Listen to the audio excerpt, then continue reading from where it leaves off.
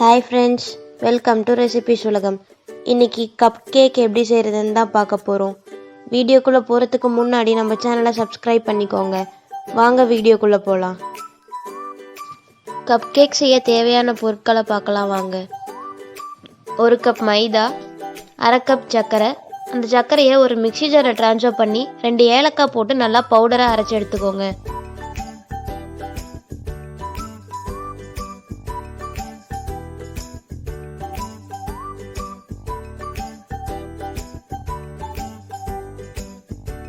1/2 cup பால், 1 table spoon soda உப்பு,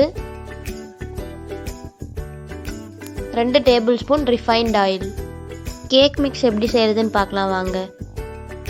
ஒரு பவுலில் 1 கப் மைதா, நம்ம ஏற்கனவே ஏலக்காய் சேர்த்து அரைச்சி வச்சுருக்க sugar powder,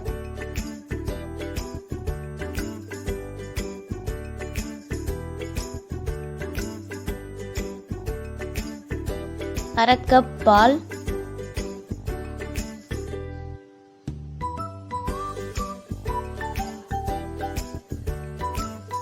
2 table spoon refined oil,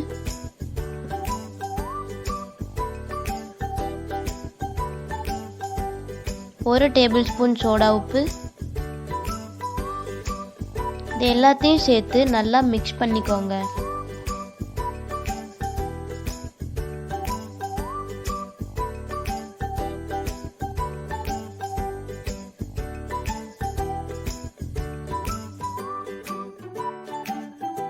இந்த கன்சிஸ்டன்சி வர வரைக்கும் பால் சேர்த்து நல்லா மிக்ஸ் பண்ணிக்கோங்க.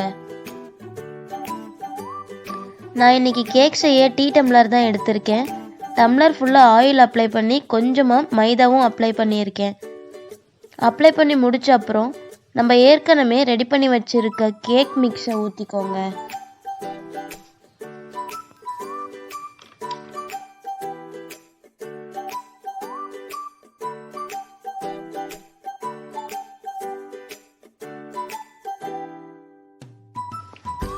ஒரு குக்கரில் இந்த மாதிரி ஒரு ஸ்டாண்ட் வச்சுட்டு அதுக்கு மேலே ஒரு பிளேட் வச்சுக்கோங்க.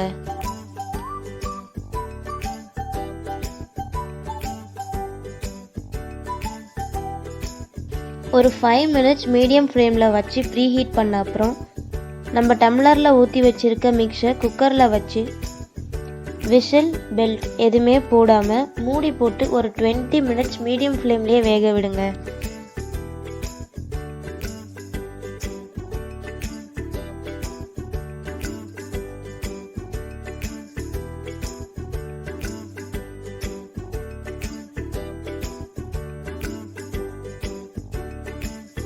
டுவெண்ட்டி மினிட்ஸ் அப்புறம் மூடி ஓப்பன் பண்ணிவிட்டு ஒரு டூத் பிக் இல்லை ஒரு மைகோதியை வச்சு கேக் வெந்துருச்சான்னு பாருங்கள்.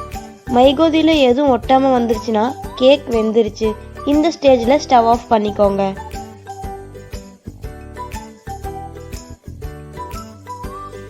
சுவையான கப் கேக் ரெடி. இந்த ரெசிபியை உங்கள் வீட்லேயும் ட்ரை பண்ணி பாருங்கள். உங்களுக்கு இந்த வீடியோ பிடிச்சிருந்தா லைக் பண்ணுங்கள். ஏதாச்சும் சஜஷன்ஸ் இருந்துச்சுன்னா கமெண்ட் பண்ணுங்கள். மறக்காமல் ரெசிபிஸ் உலகம் சேனலுக்கு சப்ஸ்கிரைப் பண்ணிக்கோங்க.